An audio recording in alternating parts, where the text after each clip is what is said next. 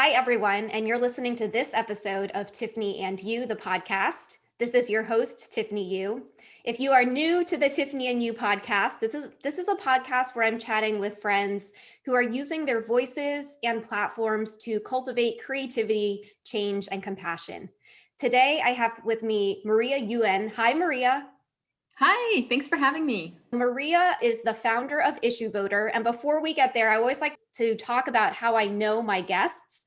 We met through an incredible community for women called Dreamers and Doers, but I can't remember the year. I think we met in 2017 in San Francisco when I was in town because I was participating in an accelerator program there for tech nonprofits.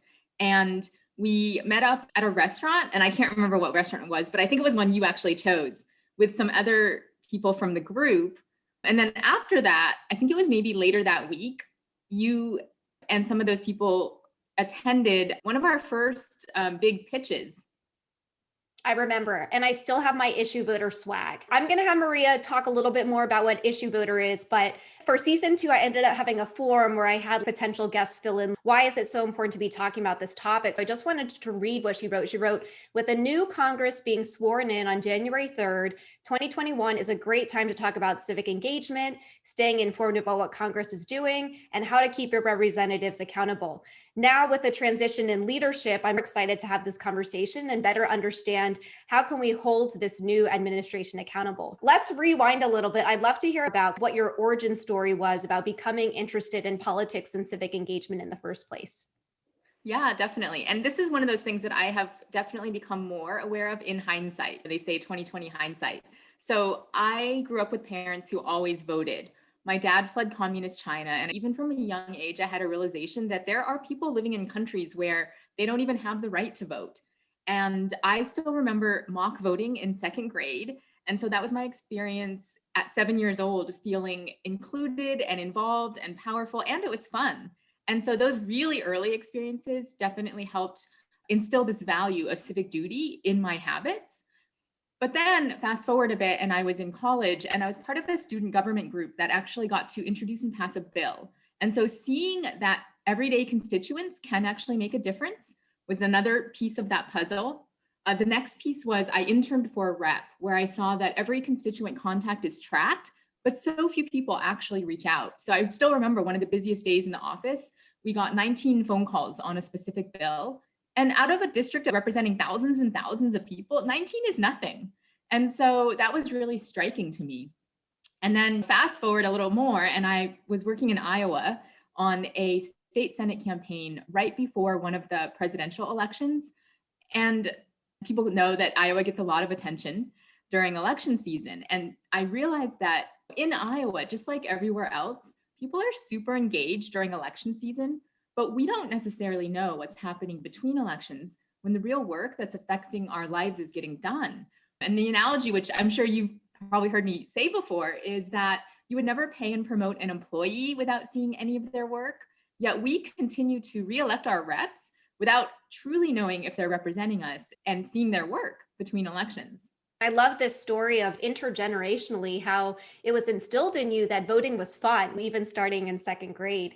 As Asian Americans, we have historically had the lowest voter turnout. And so I'm curious if you were following anything of what happened in this latest election. Why do you think it's such low voter turnout here in the US? And do you think that that's starting to change as we become a more powerful and fast growing voting bloc? I'll be honest, I haven't done the studies to really understand the why. I think anecdotally, I've heard things about when people are immigrants, they're not necessarily solely focused on all of the acts of citizenship. They're really more focused on their own families or communities and jobs and really the day-to-day life of adjusting to a new country. I've heard there's can be language barriers. That's one factor. There's another factor, which is a little different from talking about representative government, which is reflective government. So not necessarily even seeing people that look like you in office. So I think there's a lot of different factors as to why, but I definitely see that it's growing and more organizations are doing a better job at reaching out to Asian Americans. And I hope that as it becomes a generational thing, that it will be the younger generation also that is improved in their voter turnout. I live here in California as well. So in a way, I almost know which way we're going to swing. I love the way that they have made getting that sticker popularized over social media. So in a way, our generation as digital natives are becoming more excited, and especially in this past election. I'd love for you to chat about what exactly IssueVoter is and what inspired you to create it, because there are so many different ways to become civically engaged. Yep, definitely. So the light bulb moment really was Iowa. And it was also a realization that there is this separation between politics and policy. So politics is all the stuff that we see around elections and candidates and parties, the Democrats and the Republicans and the third parties. But policy is the sometimes slow, sometimes not so exciting work that happens that actually can create the sustainable systemic changes that we want to see in the world. That was a moment where I just realized that it was so inaccessible and it was so hard for everyday Americans to engage in the policymaking process. And some entrepreneurs are like this, but not many from what I can tell. I actually watched the civic tech space for almost 10 years before starting IssueVoter.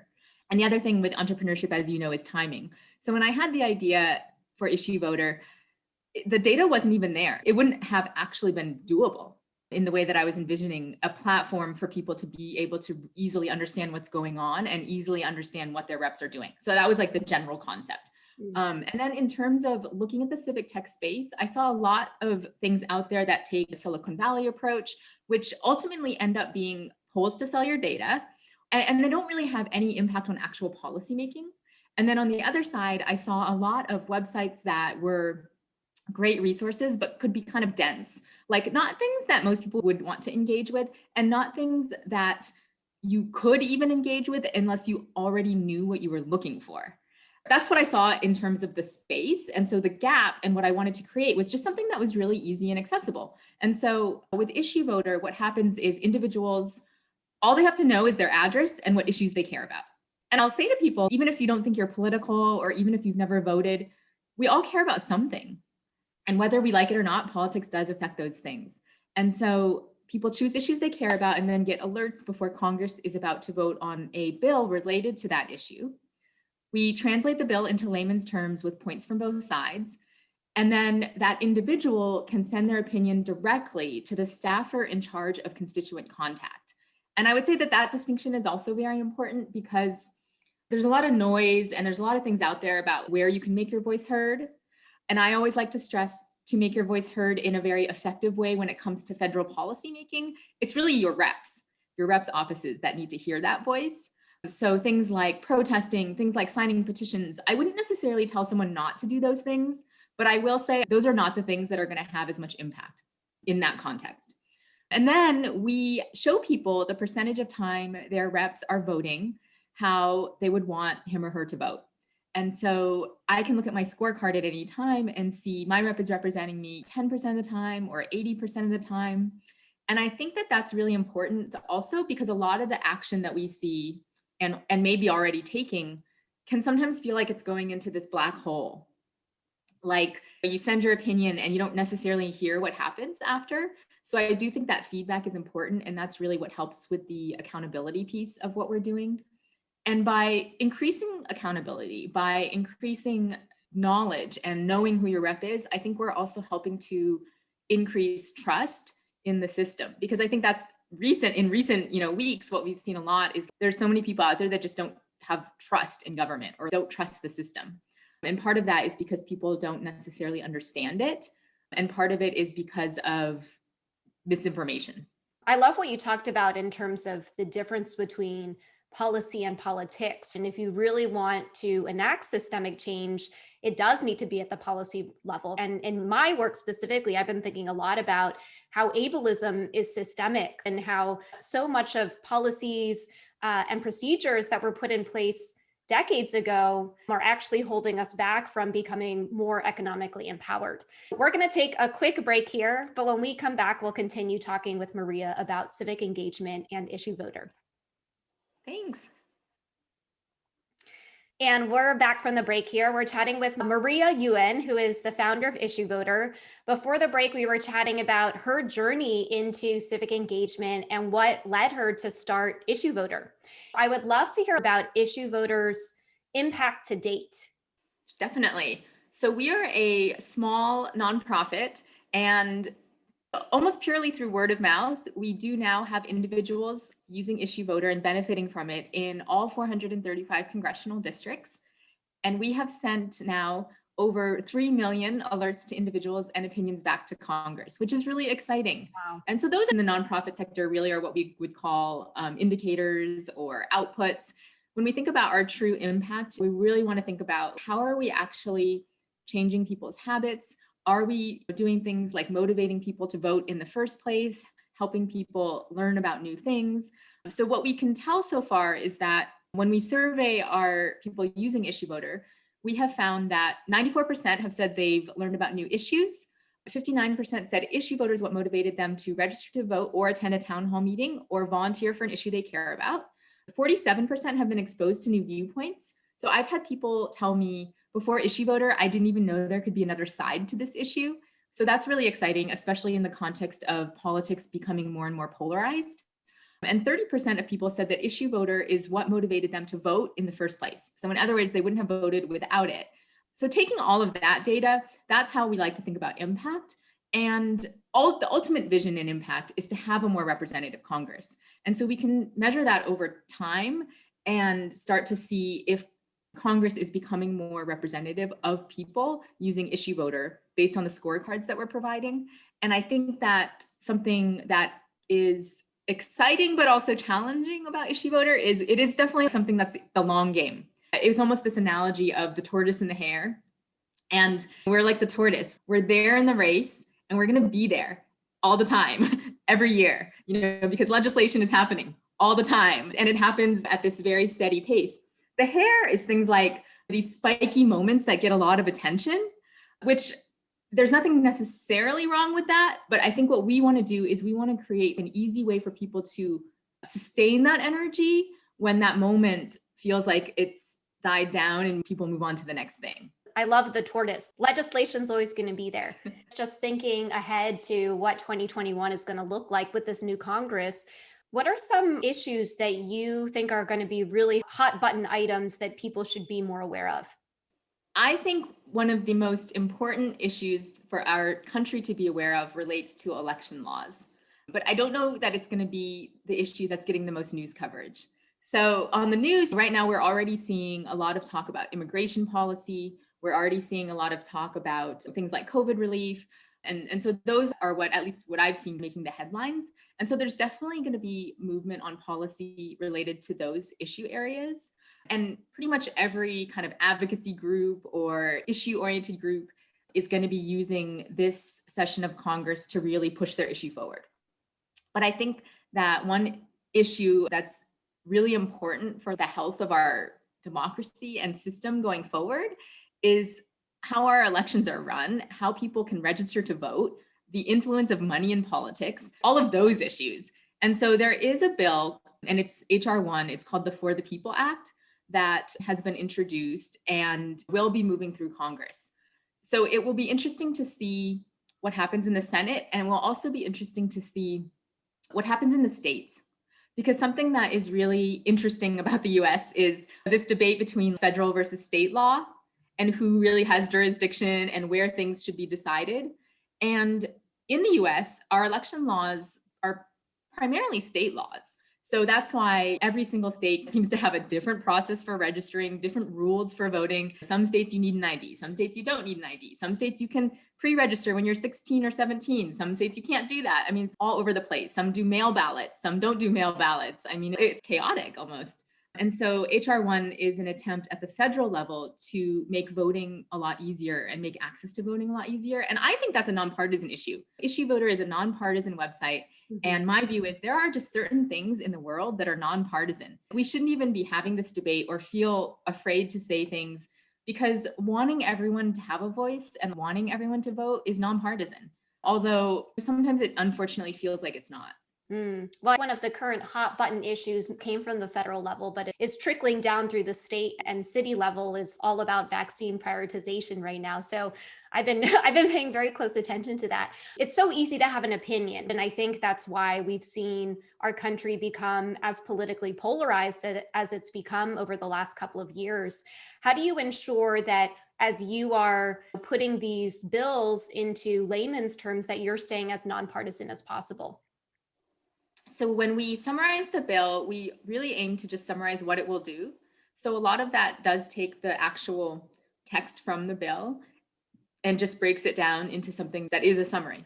Then when we have the points from both sides, those are opinion statements. And so to make a distinction between pros and cons, the opinion supporting the bill doesn't necessarily mean it's a pro, and the opinions opposing the bill doesn't necessarily mean it's a con, because whether or not something's a pro or a con also depends on your view. You might read an opinion for a bill and you might think, oh, actually, I think that's a bad thing. So it just depends on where you stand as well. I think that one of the challenging things that we have run into just recently, it wasn't the case when IssueVoter launched, which was the day after the 2016 election. But recently we have seen that sometimes for certain bills, there's not even really well stated or strong opinions on one of the sides. And I don't mean consistently Democrat or Republican side, I just mean like either way. And so that has actually been a more recent challenge that we've encountered.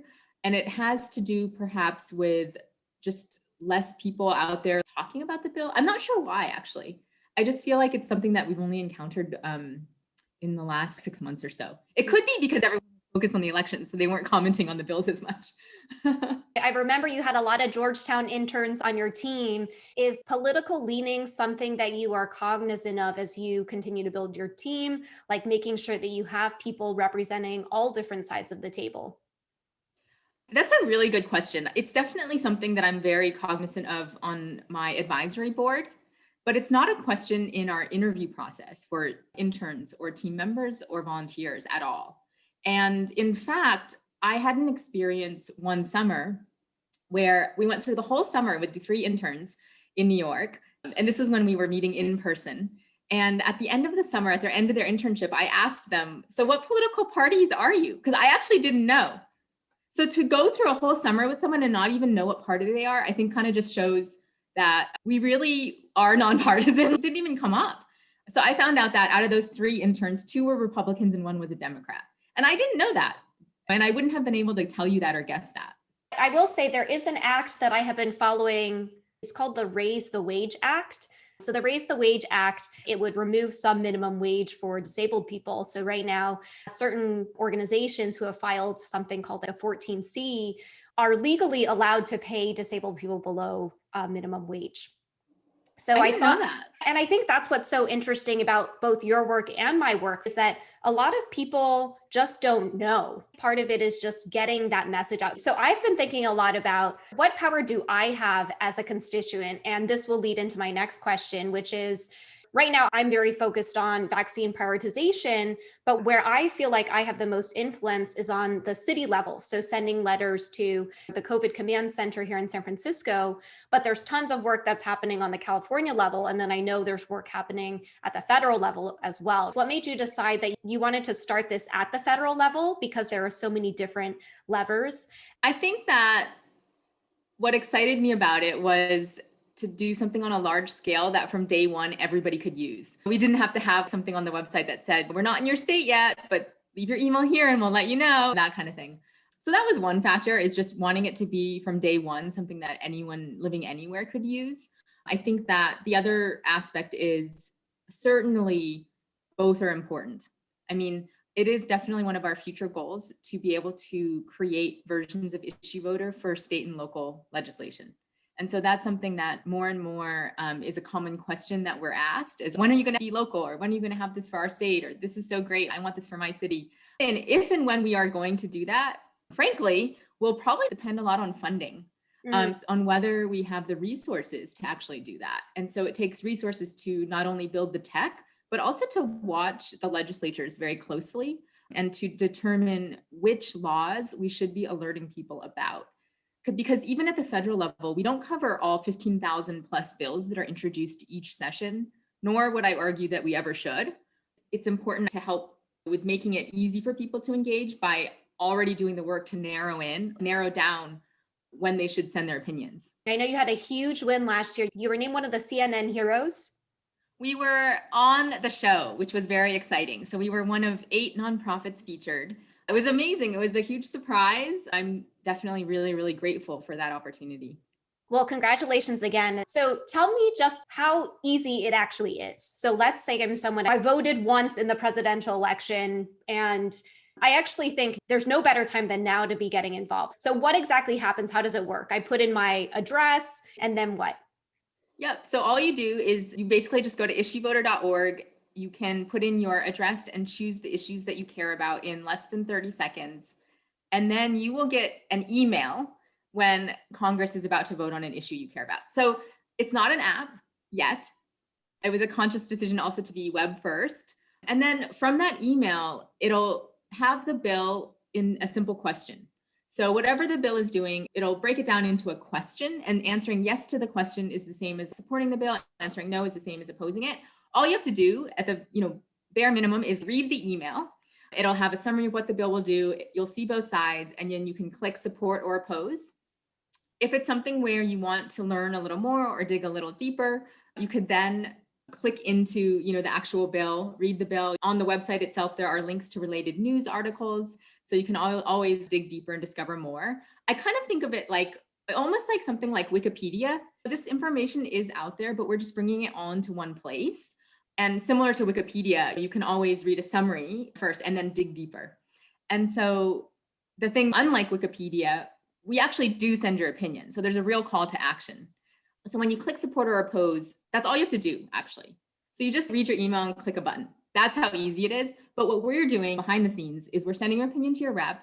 And then when Congress votes, you'll get another email that says, here's how your rep voted, and here's whether or not the bill passed. If you're someone that doesn't like to get emails and your inbox is already overflowing, you can actually opt out of all the emails. And then you could do something like just put a reminder. I actually have a friend that does this. She just has a weekly reminder in her phone that's like, check IssueVoter. And so she actually just goes to the website, logs in, spends a few minutes to see if there's anything new there that she's interested in. And if there is, she sends her opinion. And it's not the kind of activity that's meant to be time consuming. And it's not meant to be something that you have to do all the time. Because sometimes people, especially in the startup world, they'll ask me like, oh, do you track number of hours spent on the site, blah, blah, blah. And I always say, no, we would never want that to be a measure of success. We're trying to save people time. We don't want people to spend a lot of time on the site. But at any time, you can go to the site and see all the bills, even for issues that you haven't opted into, and you can see your scorecard. And so we're trying to make it as easy as possible for people. The other future goals that we have for this year include creating language translations for IssueVoter to make it even more accessible, and also to potentially have an app and text message alerts. And it's really just trying to be where people already are. So if you're someone that doesn't like email, but you like apps, or if you're someone that doesn't like email or apps, but you check your text messages, to try to just be in whatever channel is most convenient to you. So being accessible is part of our mission statement. And one of the ways we do that, even offline, is we partner with other organizations. So one of the organizations that we partner with, we actually send our legislative research and summaries in a physical newsletter that gets sent to over 400 prisons across the United States. Wow. And so for people who don't even have access to the internet, can still read about legislation that affects things like sentencing laws or things like being able to vote after being incarcerated. And then they can send letters to their reps. And so really want to do as much as we can about accessibility. I mean, from you, I feel like I have a lot to learn too, where we could make, the website more accessible and thinking about ways to increase accessibility that we probably haven't thought of yet. Yeah, I love that. Accessibility can mean so many different things. I also want to highlight, you just laid it out that it is so easy. And one of the things that is a barrier for people who want to become more civically engaged is people will say, reach out to your reps. And then some people are like, well, I don't know who my reps are. And then even if I find out and I get their email address, it's like, what do I send them? Maybe your KPI is how little time they're spending on the website instead of being on there and reading everything. And this partnership sounds incredible to make sure that your research is reaching people who don't have access to the internet. So again, we started out with the zoom out, and now we're going to end with a zoom out, which is, what do you think is the best thing and the most challenging thing about being a nonprofit founder? Well, I can talk about that in the context of my own personality. So the best thing for me being a nonprofit founder is I am very vision driven, And so having a vision and being able to just be very determined and marching towards it. I'm a very determined, results-oriented person. So that's the best thing for me is I literally get to do that every day, and it kind of drives and feeds my personality. I think that one of the challenging things for anyone is always going to be funding. I mean, honestly, whether you're a for-profit or a nonprofit, you always want more resources, right? Because then you can do more. And so I think, again, related to my personality, I think that fundraising in certain contexts has been hard for me because it was something that I didn't have any experience in. And it's hard to sometimes prioritize building a relationship with a funder where they may not ever give you funding, or they may give you funding 2 years from now, when you have very immediate things with these results that are driving your day to day. So I think that's been something that has been challenging for me in the past. Although this year I am really making a concerted effort to prioritize building relationships with some of the larger funders, because that is not something that I had done in the past. One of the things I'm learning is that fundraising or access to funding really comes down to relationships, because oftentimes people are like, why is this organization I never heard of before asking me for money or asking for my email and other things like that. Congratulations on all the successes that you had. I always like to close with asking our guests what they're grateful for. And so what are you grateful for, Maria? I am grateful for a shift that I haven't measured but can really feel. I feel like I can feel it, of people being more civically engaged. I do feel that awareness and level of wanting to be engaged has increased over time. I think I'm grateful for just people really starting to understand that it's policy change that can create many of the changes that we want to see in the world. And I think that awareness has grown. So I would say, like, big picture, that's one of the things I'm grateful for in general. I love that. And that makes me really hopeful too. And I almost feel like with the Americans with Disabilities Act, that was a policy, but we are still seeing a lot of rampant disability discrimination. So it's almost a combination of, you got to have the policy in addition to the hearts and minds happening on the grassroots level. So if people want to support IssueVoter, if they want to make a donation, if they want to sign up and become more civically engaged or follow your work, where's the best place to do that? So all of those can be done from our website, IssueVoter.org. And also people can follow us on any social media channel that you use at IssueVoter. We're on, I think, pretty much all of them, including Medium, but we probably have the most content on Instagram. And then we love hearing from people. So if people actually want to get in touch with me directly, feel free to reach out. You can email info@issuevoter.org. We check all of our emails, and we have people that reach out and end up becoming advisors, volunteers. So there's ways to get even more involved if that's something that you're interested in. Perfect. Thank you for being on my podcast, Maria, and we'll talk soon. Yeah, thanks so much for having me.